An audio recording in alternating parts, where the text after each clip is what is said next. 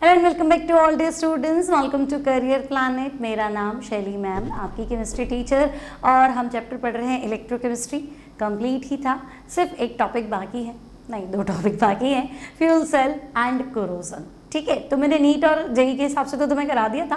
ठीक है, थोड़ा सा थियोरी टॉपिक है ना, बोर्ड्स के अकॉर्डिंग इंपॉर्टेंट है, और हाँ कभी कोई छोटा क्वेश्चन बन जाए तो बन भी सकता है। ठीक है, कंपटीशन पॉइंट ऑफ व्यू से। तो आज फटाफट इसको ख़त्म कर देते हैं। फ्यूल सेल और कोरोजन हमें डिस्कस करना है। तो बच्चे सबसे पहले अगर हम बात करें फ्यूल सेल, तो फ्यूल सेल मतलब तो हम कहेंगे फ्यूल होना चाहिए, मतलब ऐसा गैल्वेनिक सेल जो फ्यूल की केमिकल एनर्जी को इलेक्ट्रिक एनर्जी में कन्वर्ट करेगा। ऐसा गैल्वेनिक सेल जो फ्यूल की केमिकल एनर्जी को इलेक्ट्रिक एनर्जी में कन्वर्ट करेगा। और अपन को उसको हल्के में नहीं लेना है ना। फ्यूल मतलब जैसे अगर पहले की बात करूँ, जैसे है ना, ये बहुत छोटे में नहीं है, छोटा मोटा सेल नहीं बनाया, हम बात कर रहे हैं स्पेस में फ्लाइट भेजने की। अंतरिक्ष यान जो बनाते हैं ना, space flight carrying human being और विदाउट ह्यूमन बीइंग, जो आप अंतरिक्ष यान बना रहे हो, स्पेस फ्लाइट बना रहे हो, वहाँ ये सेल काम में आ रहे हैं। ठीक है, तो सबसे पहले स्पेस में जो फ्लाइट भेजी थी ना, वहाँ एज अ फ्यूल केरोसिन ले लिया था। तो केरोसिन डाल के उन्होंने जलाया था इंडिया से ही, है ना। फिर पेट्रोल डाल के भी गया था। अब आजकल फ्यूल सेल काफ़ी एडवांस्ड है, तो हम कहेंगे फ्यूल सेल में एज अ फ्यूल हम हाइड्रोजन ले सकते हैं, एज अ फ्यूल हम मीथेन ले सकते हैं, मीथेनॉल ले सकते हैं, इथेनॉल ले सकते हैं। ठीक है, तो ये इंपॉर्टेंट रहेगा बच्चे, है ना। सबसे पहले आपसे पूछा जाएगा कि भाई फ्यूल सेल क्या है, तो गैल्वेनिक सेल जो फ्यूल की केमिकल एनर्जी को इलेक्ट्रिक एनर्जी में कन्वर्ट करता है। एज अ फ्यूल हम हाइड्रोजन ले सकते हैं, मीथेन ले सकते हैं, मीथेनॉल ले सकते हैं, इथेनॉल ले सकते हैं। अब बच्चे जो सबसे इंपॉर्टेंट फ्यूल सेल है, मोस्ट सक्सेसफुल फ्यूल सेल है, वो है हाइड्रोजन ऑक्सीजन फ्यूल सेल। सबसे पहले अपोलो स्पेस प्रोग्राम में भी हाइड्रोजन ऑक्सीजन फ्यूल सेल को यूज किया गया था, है ना। Carrying human being, space flight जिसमें लोग थे। और हाइड्रोजन ऑक्सीजन फ्यूल सेल की खास बात यह है कि पॉल्यूशन फ्री है, क्योंकि हाइड्रोजन और ऑक्सीजन रिएक्ट करके बनाएंगे क्या, वाटर, है ना। तो सेल के दौरान जो वाटर वेपर बना था, सेल की सेल रिएक्शन के दौरान जो वाटर वेपर बना था, उसको कंडेंस करके ड्रिंकिंग पर्पस के लिए जो यान में लोग गए थे, स्पेस फ्लाइट में जो ह्यूमन बीइंग गए थे, उन ट्रेवलर्स के लिए वो पानी जो है वो पीने के काम आ गया। तो उससे बढ़िया क्या चाहिए, है ना। तो स्टार्ट करते हैं हम आज hydrogen oxygen fuel cell. Most successful fuel cell कौन सा है, तो हम कहेंगे मोस्ट सक्सेसफुल फ्यूल सेल है हाइड्रोजन ऑक्सीजन फ्यूल सेल। ठीक है भाई, हाइड्रोजन ऑक्सीजन फ्यूल सेल ये सबसे ज़्यादा सक्सेसफुल सेल है। ठीक है, अब अपोलो स्पेस प्रोग्राम में इसको यूज़ किया गया था। सेल के दौरान जो वाटर वेपर बनी थी उसको कंडेंस करके स्पेस ट्रेवलर्स के ड्रिंकिंग पर्पस के लिए उसको काम में ले लिया गया था। ठीक है, ये सब हमने पढ़ लिया। अब देखो इसका पिक्चर देखो, हाइड्रोजन ऑक्सीजन फ्यूल सेल। तो बेटा हाइड्रोजन ऑक्सीजन फ्यूल सेल अगर मैं बनाऊं तो देखो ये कुछ ऐसा है ना। 3 कंपार्टमेंट है इसके अंदर, हाइड्रोजन ऑक्सीजन फ्यूल सेल। ठीक है, 3 कंपार्टमेंट दिख रहा है तुम्हें, लेफ्ट राइट और बीच वाला। ठीक है, तो हम कहेंगे ये 3 कंपार्टमेंट है, 3 चैम्बर मान लो।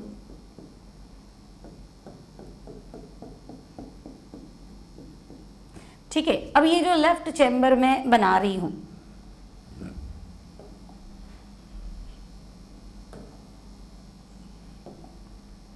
अब देखो यहां से हम जो लेफ्ट चैम्बर बना रहे हैं ना, मान लो यहां से ये चैम्बर बना रही हूं मैं। ठीक है, यहां से फिल करना है तुम्हें हाइड्रोजन गैस। ओके, और ये जो राइट चैम्बर है, यहां से तुम्हें भेजनी है ऑक्सीजन गैस। ओके, है ना। यहां से जब तुम हाइड्रोजन गैस भेज रहे हो, ठीक है, बंद कर देते हैं इसको।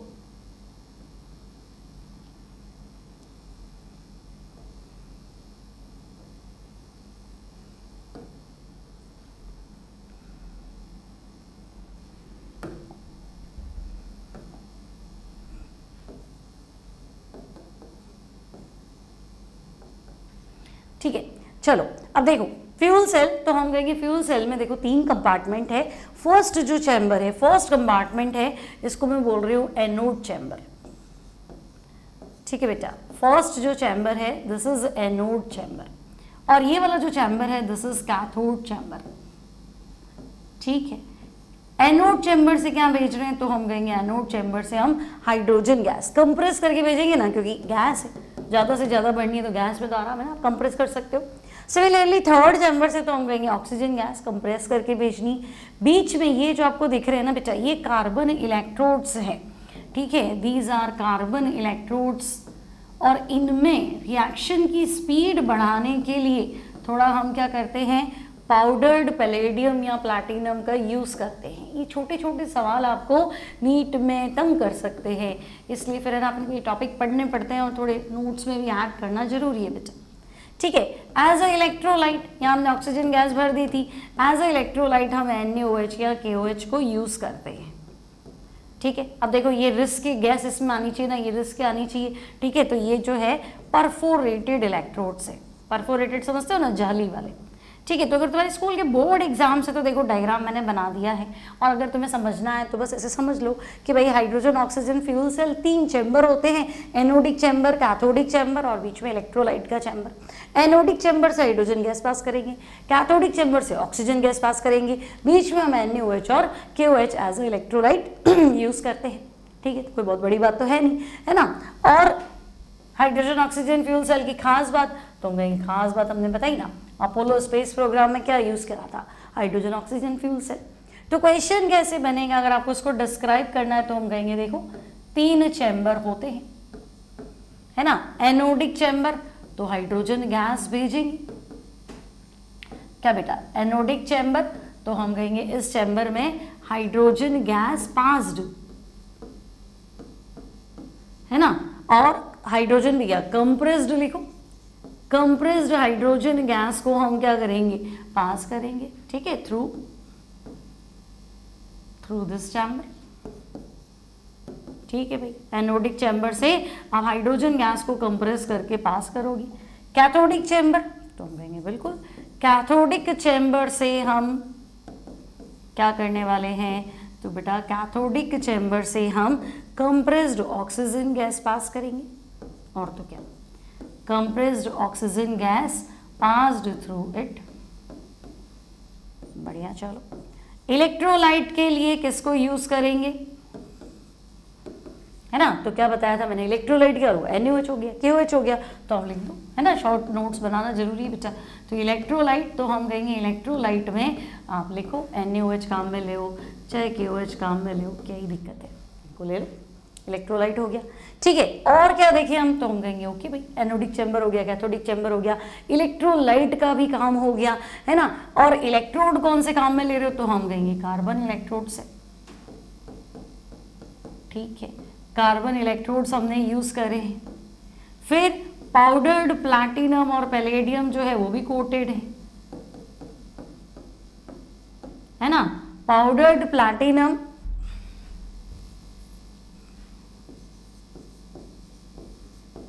क्या भाई, पाउडर्ड प्लैटिनम और पैलेडियम कोटेड ऑन इलेक्ट्रोड्स। क्यों कोट किया आपने प्लैटिनम या पैलेडियम को इलेक्ट्रोड के ऊपर, तो हम कहेंगे रिएक्शन की स्पीड बढ़ाने के लिए, है ना। स्पेस में भेजना बंद हो गया तो ठीक है भाई, है ना। तो to increase rate of reaction, clear है। अब वापस देखो, सारा का सारा फास्ट तो नहीं बढ़ा दिया मैंने तुम्हें, मुझे लगा चलो छोटा सा टॉपिक है जल्दी खत्म कर देते हैं। तो देखो फ्यूल सेल समझ में आ गया, गैल्वेनिक सेल है ना, गैल्वेनिक सेल है, इलेक्ट्रोकेमिकल सेल है ना। केमिकल एनर्जी को इलेक्ट्रिक एनर्जी में कन्वर्ट करेंगे, तो हम कहेंगे हाँ ये सारी बातें तो हमने पढ़ रखी है। तो फ्यूल सेल है, ये ऐसा गैल्वेनिक सेल है जो फ्यूल की केमिकल एनर्जी को, फ्यूल ईंधन की रासायनिक ऊर्जा, फ्यूल की केमिकल एनर्जी को इलेक्ट्रिकल एनर्जी में कन्वर्ट कर देता है। एज अ फ्यूल बेटा आप हाइड्रोजन काम में ले, मीथेन काम में ले, मीथेनॉल काम में ले, इथेनॉल काम में ले। पहले तो कैरोसिन और पेट्रोल भी काम में लेते थे, इवन इंडिया नहीं, अमेरिका, रशिया, उन्होंने भी फ्यूल कैरोसिन और पेट्रोल पे स्पेस में फ्लाइट्स भेजी हुई है।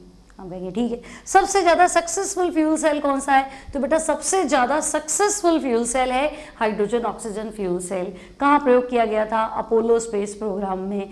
फ़ायदा उसने वहाँ स्पेसिफिक क्या किया था, तो हम कहेंगे ये पानी बनाएगा, हाइड्रोजन और ऑक्सीजन मिलके ही पॉल्यूशन करेंगे। हाइड्रोजन ऑक्सीजन मिलके क्या करेंगे, वाटर बना लेंगे, वाटर हमारे को फ्लाइट में पीने के काम आ जाएगा, दिक्कत ही क्या है ना। तो हम कहेंगे बहुत बढ़िया। चलो अब इसमें थोड़ा समझाओ, डायग्राम वगैरह बना के समझाओ। तो हम कहेंगे देखो इस तरह के सेल में क्या होते हैं, 3 कंपार्टमेंट होते हैं, एनोडिक चैम्बर, कैथोडिक चैम्बर और मिडल चैम्बर। एनोडिक चैम्बर में हम हाइड्रोजन गैस पास करेंगे, कैथोडिक चैम्बर में हम ऑक्सीजन गैस पास करेंगे। गैस को कंप्रेस करके डालेंगे तो ज़्यादा गैस भरेगी, ज़्यादा फ्यूल भरेंगे तो गाड़ी ज़्यादा चलेगी, इसलिए कंप्रेस करके डालते हैं। ठीक है, चलो डाल दिया कंप्रेस करके, है ना। इलेक्ट्रोलाइट NaOH KOH, अभी रोल बताऊंगी इसका। एज अ इलेक्ट्रोड क्या लिया, तो तुमने कार्बन इलेक्ट्रोड लिया। क्या उसमें प्लैटिनम पैलेडियम की कोटिंग की, बिल्कुल करी। हमें रिएक्शन की स्पीड को बढ़ाना है। पैलेडियम और हाइड्रोजन का रिश्ता तो तुमने पढ़ा ही है, एडसॉर्प्शन का। तो हम कहेंगे ओके चलो ठीक है, यहाँ तक की सारी बातें क्लियर है। और दोनों मिलके बना क्या रहे, तो हम कहेंगे वाटर ही तो बनाएंगे, है ना। दोनों मिलके क्या ही बना लेंगे, तो भाई वाटर बना लेंगे, तकलीफ क्या है। ओके, यहाँ तक की बात क्लियर है। तो हम कहेंगे हाँ सिंपल है। अब ये हमने लिख दिया सारा का सारा। अब आपसे कहा जाएगा नहीं आप ऐसा करो ना, रिएक्शंस भी समझा दो। इतना सब कुछ बताया है तो chemical reactions involved in fuel cell ये भी बता दो। तो बिल्कुल बताएंगे भाई, है ना। तो देखो एनोडिक या रिएक्शन एट एनोड, ठीक है। तो बेटा एनोड पे क्या होता है, देखो भूले तो नहीं हो चैप्टर। एनोड पे क्या होता है, एनोड पे क्या होता है, एनोड पे ऑक्सीडेशन। कार लोन सिखाया था, कार CAR, कैथोड पे reduction, loan left oxidation anode negative, left oxidation anode negative. हम जो सेल पढ़ रहे हैं ना, वो कौन से सेल है, वो गैल्वेनिक सेल है, वो वोल्टेइक सेल है, वो बिजली पैदा करने वाले सेल है, इसलिए एनोड नेगेटिव। फिजिक्स में इलेक्ट्रोलाइटिक सेल पढ़ते हो इसलिए एनोड पॉजिटिव होता है, ठीक है। तो उसमें तो परेशान होने वाली बात थी नहीं। तो अब देखो रिएक्शन एट एनोड, तो भाई एनोड पे कौन जाएगा, हाइड्रोजन आएगा, हाइड्रोजन ही तो भरा था एनोडिक चैम्बर में। इलेक्ट्रोलाइट तो हम कहेंगे हाँ OH माइनस, 2 ले लो OH माइनस। तो अगर मैं 2 OH माइनस ले भी लूँ और इन दोनों के इलेक्ट्रॉन छुड़वा देती हूँ, चलो नक्की करो छोड़ दो, तो ये 2 OH माइनस लिए, दोनों ने इलेक्ट्रॉन छोड़ दिए, तो बेटा 2 OH और 2 H, बोलो 2 OH और 2 H, 2 वाटर बने। तो हम कहेंगे हाँ बिल्कुल 2 वाटर बने, ये लो 2 वाटर बने। चलो एक रिएक्शन तो निकली, एक रिएक्शन तो निकली। अब बोलो रिएक्शन एट कैथोड, तो भी देख लेते भाई। तो कैथोड में कौन सी गैस भरी थी, तो हम कहेंगे ले देखिए 2 ही तो गैसें हैं, एक हाइड्रोजन और एक ऑक्सीजन, और आंसर भी पता है वाटर। तो हम कहेंगे ठीक है चलो ऑक्सीजन भरी थी, ऑक्सीजन ले लो। एनो कैथोड में क्या होता है, तो हम कहेंगे रिडक्शन। तो रिडक्शन मतलब लाओ भाई इलेक्ट्रॉन लाओ, ठीक है, इलेक्ट्रॉन ले आते हैं, है ना। और साथ में जो बना है वाटर वो भी ले आओ, चलो 2 वाटर भी ले आते हैं, है ना। अब 2 वाटर लाओगे ना तो मुझे चाहिए 4 इलेक्ट्रॉन, मिल रहे हैं तुम्हें 2 और चाहिए 4, तो कोई बात नहीं 2 से मल्टीप्लाई कर लो, बोर्ड पे तो मल्टीप्लाई करना है, ठीक है। अब ध्यान से सुनेंगे मेरी बात,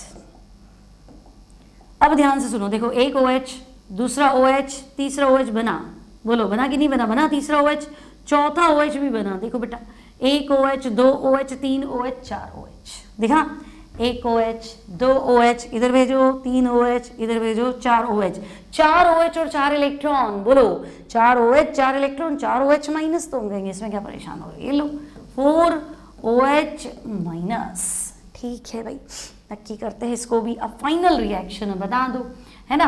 तो लॉस और प्रॉफिट तो बराबर होना चाहिए, तो हम कहेंगे देखो इसको 2 से मल्टीप्लाई किया, 4 इलेक्ट्रॉन 4 काम में ले लिए, प्रॉफिट लॉस तो बराबर हो गया, ठीक है। अब पहली इक्वेशन को 2 से मल्टीप्लाई किया है तो बेटा OH4 और OH4 ये भी गया, ठीक है। अब ये 4 वाटर बनेंगे तो 2 तो हम काम में ले चुके, हटाओ उसको।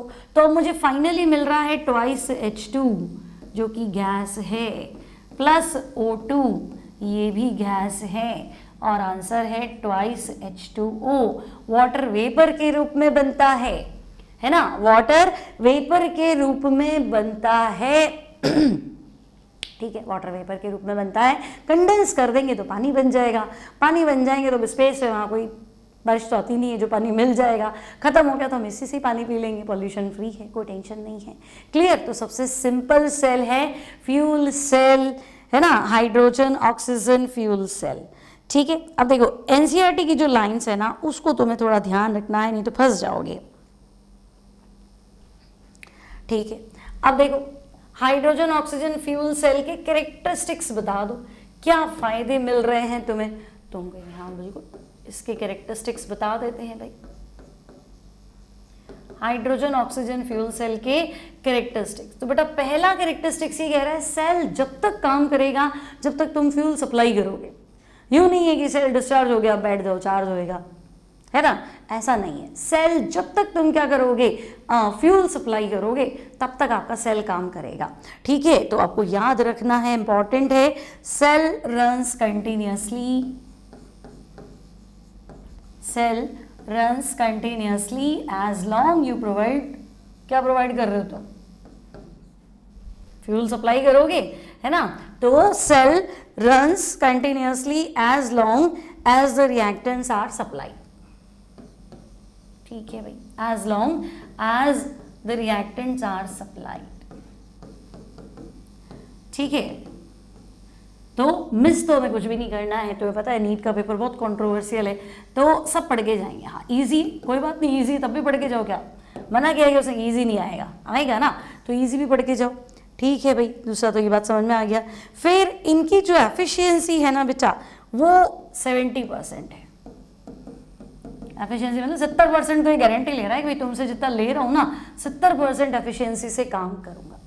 ठीक है, जो आपके थर्मल वाले होते हैं, थर्मल प्लांट में जो होते हैं ना जिनसे हम बिजली पैदा करते हैं, उनकी तो 40% ही होती है ना। और फिर वो पोल्यूशन कितना करते हैं। एक और चीज़ जो आपके तो एनसीईआरटी में लिखी हुई है कि हमारे जो थर्मल प्लांट्स है जहाँ से हम बिजली पैदा करते हैं, या कार्बन रिसोर्सेज है जिनसे हम बिजली पैदा करते हैं, कोयला जला के बिजली पैदा कर रहे हैं, तो उससे क्या हो रहा है, ग्रीन हाउस इफेक्ट हो रहा है, उससे धरती का ताप बढ़ रहा है, उससे ग्लेशियर पिघल रहे हैं, है ना। तो एक दिन ऐसा होगा कि मालदीव जो है वो पूरा का पूरा डूब जाएगा, ऐसा एनसीईआरटी में लिखा है। पढ़ो, इस चैप्टर के एंड में येलो बॉक्स है उसमें कि मालदीव जो है वो पूरा का पूरा एक दिन डूब जाएगा। क्यों? क्योंकि आपके जो रिसोर्सेज है, आप क्या कर रहे हो, कार्बन को, कोयले को जला जला के क्या कर रहे हो, बिजली पैदा कर रहे हो। इससे ग्रीन हाउस इफेक्ट बढ़ रहा है, इससे धरती का ताप बढ़ रहा है, ग्लेशियर्स पिघल रहे हैं। तो जहाँ पहले से ही पानी है और पानी आ गया तो फिर डूबने के चांसेस है। ठीक है, तो हम कहेंगे भाई इसका जो एफिशिएंसी है ये 70% है ना, एज कंपेयर टू या थर्मल प्लांट्स, या मैं ऐसे लिख दूं बेटर देन थर्मल प्लांट्स जो आपके इतना तो पोल्यूशन करते हैं, thermal plants whose efficiency is 40%।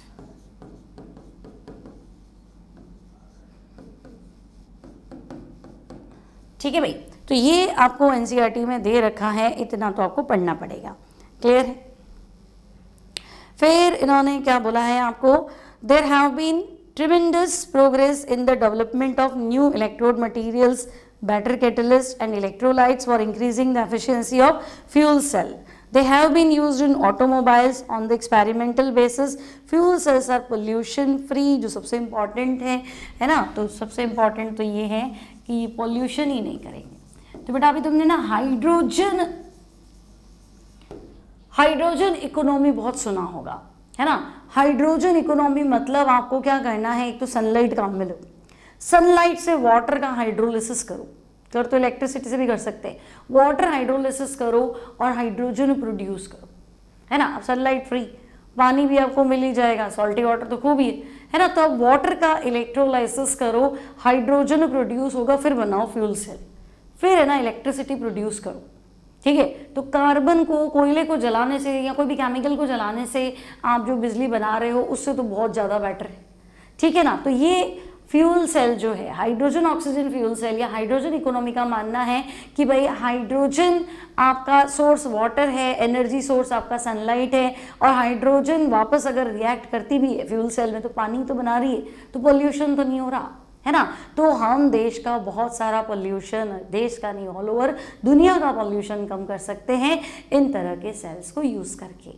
ठीक है, तो हाइड्रोजन इकोनॉमी भी ध्यान रखना। रिडॉक्स प्रोसेस है, फिर रिडॉक्स भी पढ़ा रही हूँ। ठीक है, अभी रिडॉक्स साथ साथ में चल रहा है, वो भी पढ़ लो अगर आप नीट की तैयारी कर रहे हो तो। ठीक है, तो उसमें भी आपको मैंने बताया था हाइड्रोजन इकोनॉमी और ओजोन होल, हाइड्रोजन इकोनॉमी और ओजोन होल दोनों क्या है, दोनों रिडॉक्स के एग्जाम्पल्स है।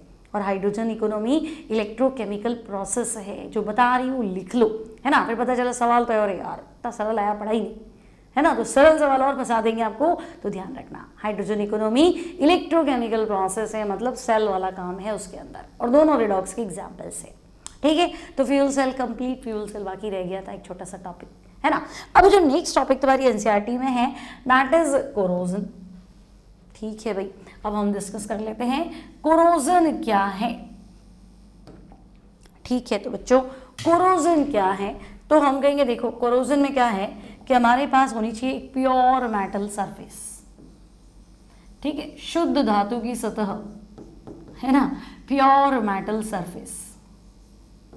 ठीक है भाई, अब ये प्योर मेटल सरफेस है, ये कांटेक्ट में आती है एटमॉस्फेरिक फैक्टर्स, है ना। प्योर मेटल सरफेस कांटेक्ट में किसके आ रही है, एटमॉस्फेरिक फैक्टर्स। कैसे भाई, किसके संपर्क में आई, तो हम कहेंगे मान लो ये ऑक्सीजन के कांटेक्ट में आई, ठीक है, मान लो ये मॉइस्चर के कांटेक्ट में आई तो भी ठीक है ना, मान लो ये सल्फर या H2S के कांटेक्ट में आ गई, या फिर क्लोरीन के कांटेक्ट में आ गई, या फिर कार्बन डाइऑक्साइड के कांटेक्ट में आ गई। अब ये क्या है, तो ये मेटल तो होता ही रिएक्टिव है, मेटल कहेगा वो ऑक्सीजन मिला तो मैं तो ऑक्साइड बनाऊंगा, ठीक है भाई बना ले, मॉइस्चर मिला तो मैं तो हाइड्रोक्साइड बनाऊंगा, बना लो भाई तुम्हारी इच्छा है जो बनाओ, है ना। H2S मिली तो ऐसा करता हूँ सल्फाइड बना लेता हूँ, क्लोरीन मिली तो क्लोराइड बना लेता हूँ, है ना, और CO2 मिली तो मैं ऐसा करता हूँ कार्बोनेट बना लेता हूँ। अब ये क्या मुसीबत है, तो तैयार बैठा है जो मिले आ जाओ, है ना, मतलब आलू मिले तो आलू बना दिए, भिंडी मिली तो भिंडी बना दी, बैंगन मिले तो बैंगन बना ली, जो मिले वो बना दो। तो ये तो मुसीबत है।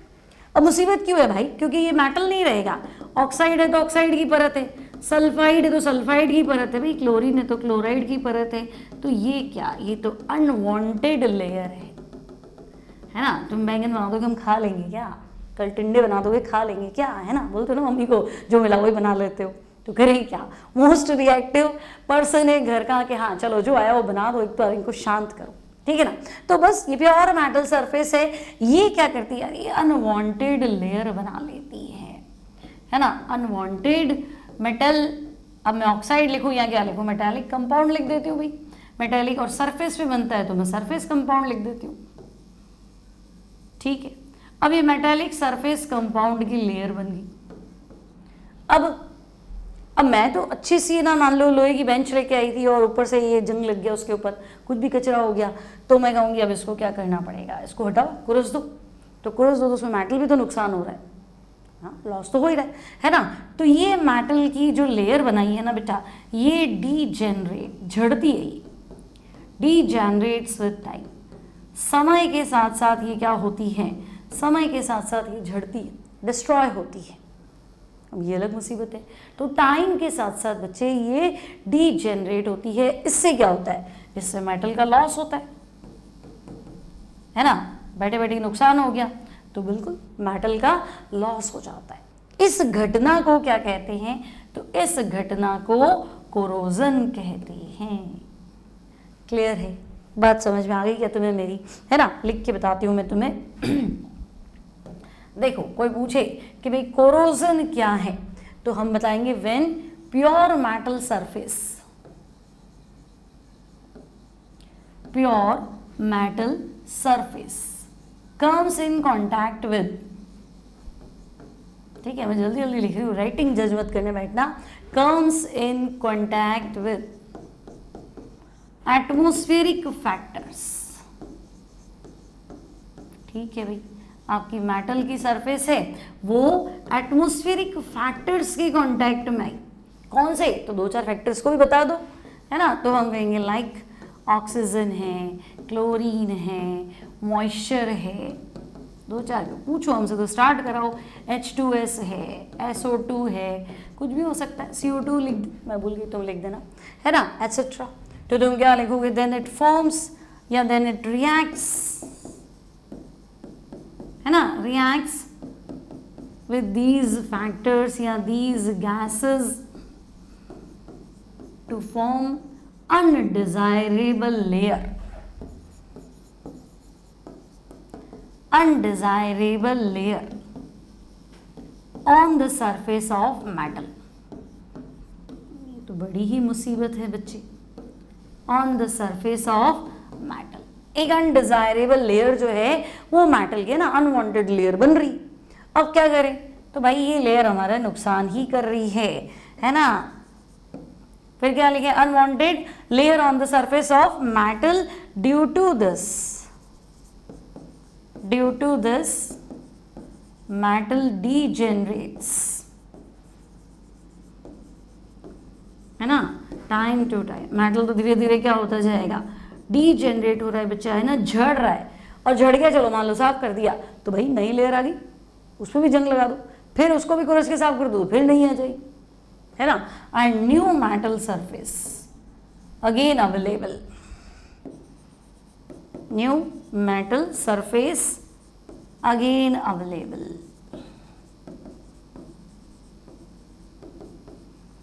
ठीक है, इस घटना को क्या बोलेंगे, दिस फिनोमिनन, घटना नहीं परिघटना होता है ना। घटना तो एक बार ही घटती है, दूसरी बार घटने के चांसेस नहीं है, लेकिन तो फिनोमिनन है, कभी भी घट सकता है। तो दिस फिनोमिनन इज कॉल्ड, तो बेटा इसको कहते हैं कोरोजन। ठीक है, समझ में आया। इस घटना को क्या बोलेंगे, तो इस घटना को बोलेंगे कोरोजन। सिंपल है। अब तुमसे क्या पूछेगा, ऐसा करो कि which of the following is example of corrosion, कौन सा कोरोजन है, थोड़ा समझा दो। तो हम कहेंगे देखो पहला एग्जाम्पल है रस्टिंग ऑफ आयरन, इसमें तो पूरा सेल बनता है बेटा, रस्टिंग ऑफ आयरन पूरा पूरा सेल बनेगा, ये कोरोजन का एग्जाम्पल है। फिर तो हम कहेंगे green layer deposition, green layer deposition on the surface of copper.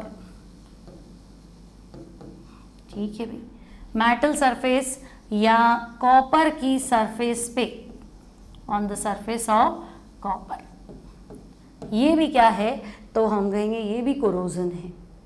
ठीक है, तो रस्टिंग ऑफ आयरन हो गया, green layer deposition on the surface of copper, ये भी क्या है, तो हम कहेंगे कोरोजन है। या blackening of silver,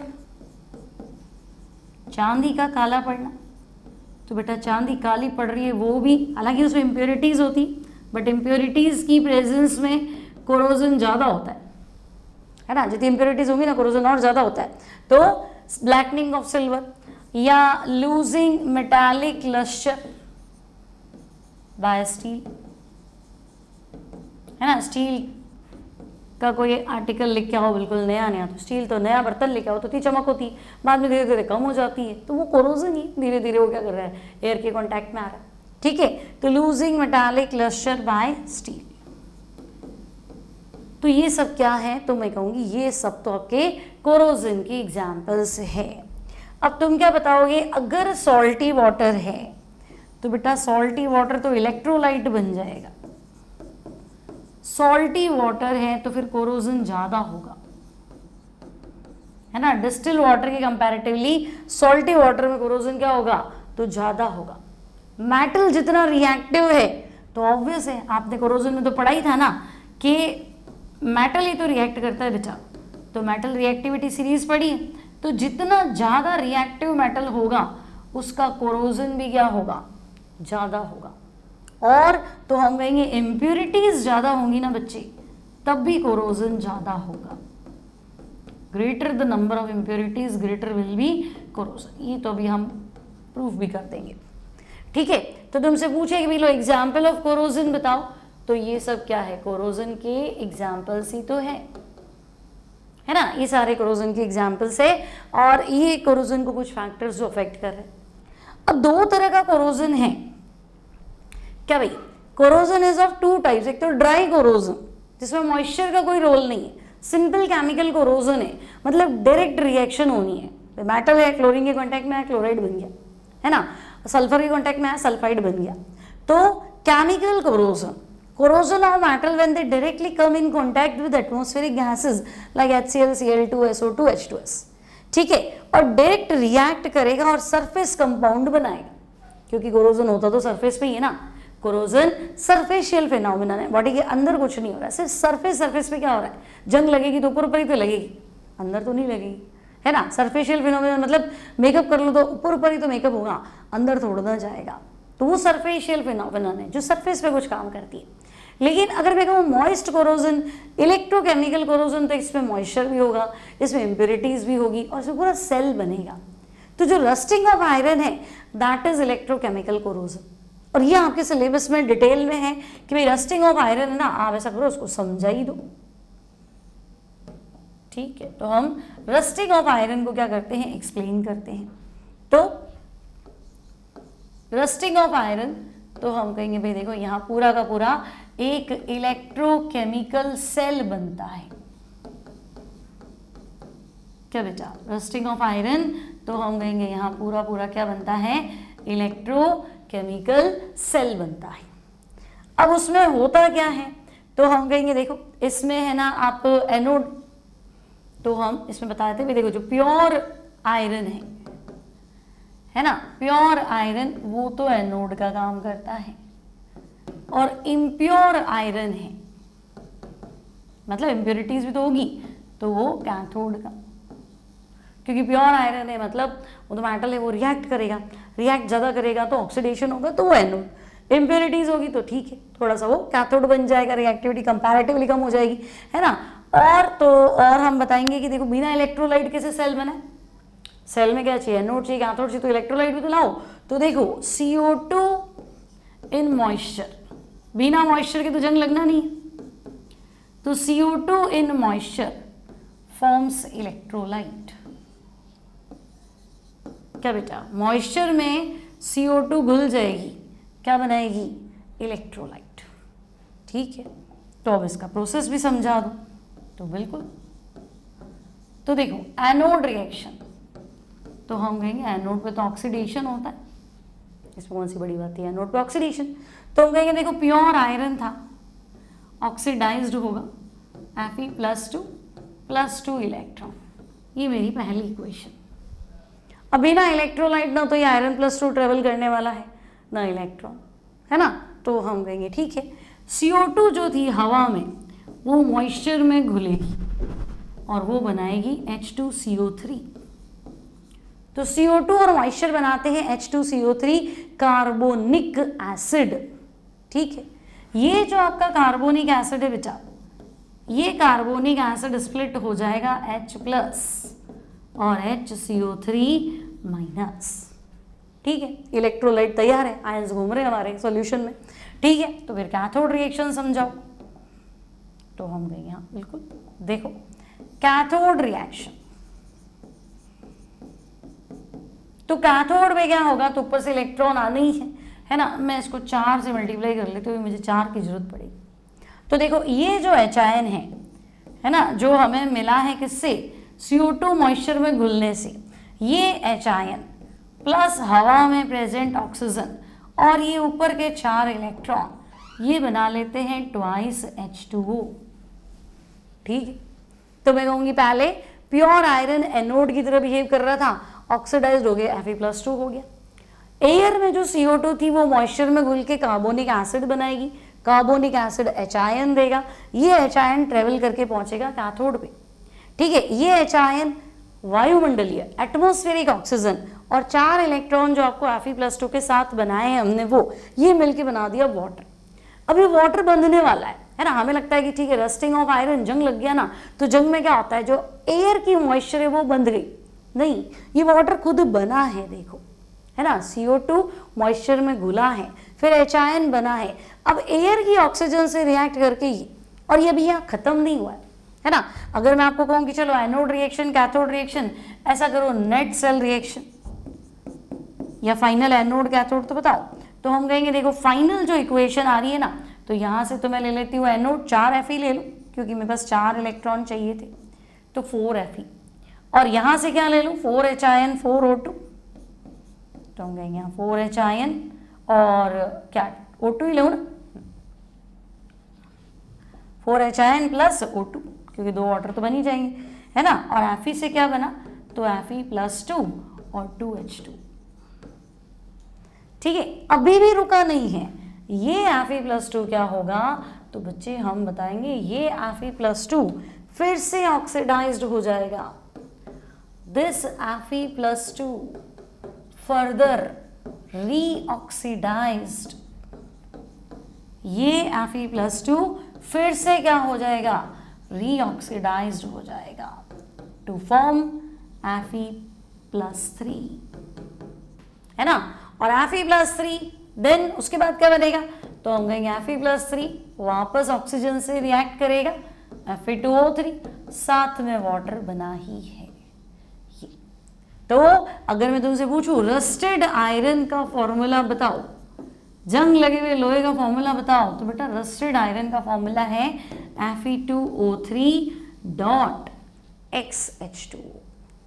rusted iron का फॉर्मूला है Fe2O3.XH2O। क्लियर।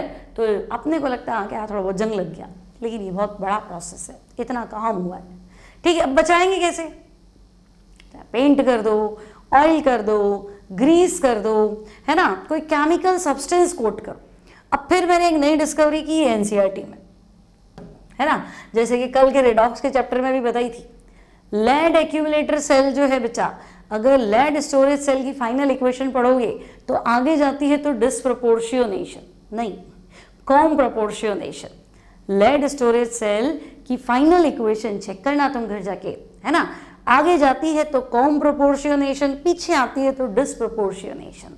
सिमिलरली एक डिस्कवरी और मैंने एनसीईआरटी से निकाली है जो शायद तुम्हारे काम आ जाए, है ना, कि प्रोटेक्शन ऑफ कोरोजन। तो तुमको इसमें क्या नई बात है मैडम, तो सिंपल है ना, मेटल की सरफेस को कोट कर दो, पेंट कर दो, ग्रीस कर दो या रबिंग कर दो और उसको स्मूथ बना दो। ठीक है, और देखो, और मैं यहाँ लिखूँ, कहाँ लिखूँ, इंपॉर्टेंट चीज़ है, यहाँ लिख देती हूँ, और by coating with chemical substance. तो बेटा कोटिंग विद केमिकल सब्सटेंस जो है वो नाम दिया है आपको, वो नाम आपको लिखना है coating with chemical substance. Example आपको दिया है बिस्फेनॉल।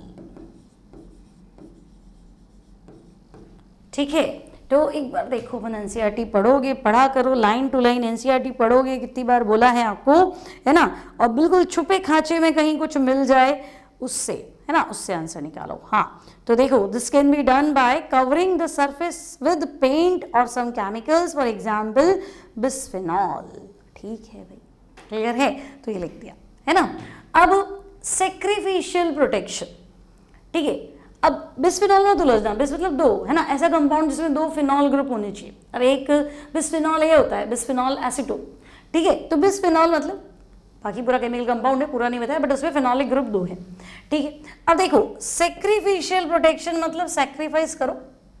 ठीक है, तो coating of more reactive metal, coating of more reactive metal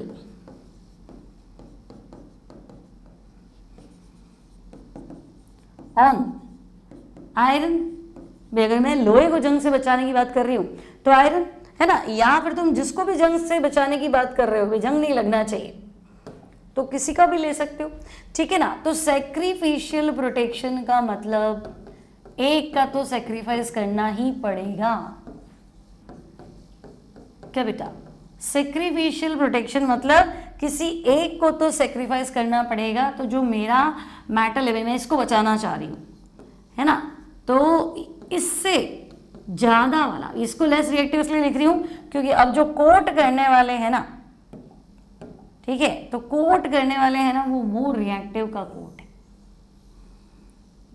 इसको बचाना है, कोटिंग कर दो और ज़्यादा ज़्यादा कोटिंग करो भाई। ठीक है ना, जिसकी जान बचानी है उसको पैक करो ऐसे। ठीक है, तो लेस रिएक्टिव मेटल, ओहो, लेस रिएक्टिव मेटल के ऊपर तुम्हें कोटिंग करनी है किसकी, तो तुम कहोगे मोर रिएक्टिव मेटल। ठीक है, तो अगर तुम लोहे को बचाना चाहते हो तो तुम मैग्नीशियम की कोटिंग कर दो, जिंक की कोटिंग कर दो, ये सस्ते है ना, तो ये तो बच जाएगा। अब बहुत सारी चीज़ें होती है जो लोहे से ही बनती है, अब करें क्या, है ना, मुझे सस्ता, मुझे फर्नीचर बनाना है, सस्ता भी चाहिए, आग भी नहीं पकड़ना चाहिए, है ना, और जंग भी नहीं लगे, तो ठीक है ना, तो जिंक का त्याग करा दो, ठीक है, जिंक का क्या ही है ना, और बहुत धीरे धीरे प्रोसेस है ना, और मॉइस्चर नहीं होगा तो काहे का जंग लगता है, पेंट कर दो, मॉइस्चर होगा ही नहीं तो वैसे भी नहीं लगता है ये। ठीक है, तो उसको बोलते हैं सैक्रिफिशियल प्रोटेक्शन, कि एक को बचाने के लिए दूसरे को तो त्याग करना ही पड़ेगा।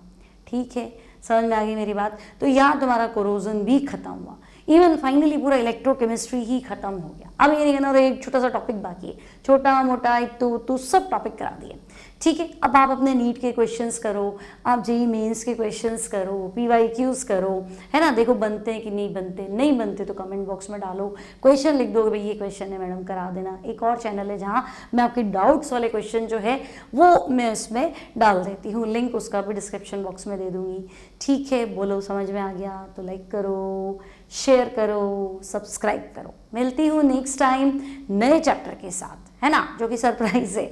तो मिलती हूँ next time, till then keep studying, keep practising and bye bye.